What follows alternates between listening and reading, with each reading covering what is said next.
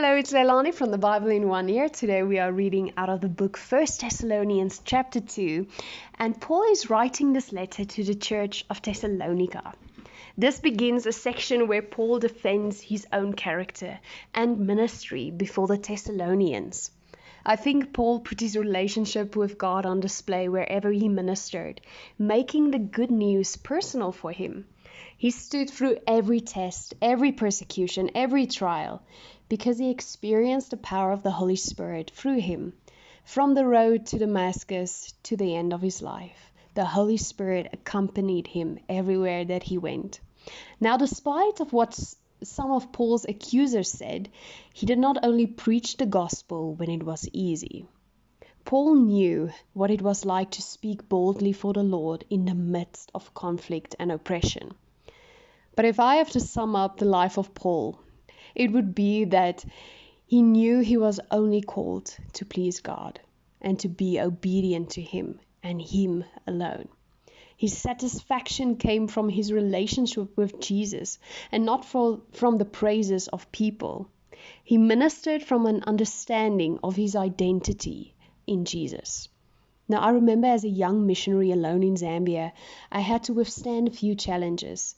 But even though there were hard times, and not to boast, but today I rejoice in the hard times, because the presence of the Lord was with me, and no uncomfortable situation would stop me from doing what I was called to do. And I really see this in the writing of Paul. The sacrifices he endured for the sake of the ministry to the Thessalonians were not a burden for him. His preaching was effective, and he wanted people to look to Jesus in his teaching. And he could also tell them to look at his life, because the power of Jesus was so real in his life.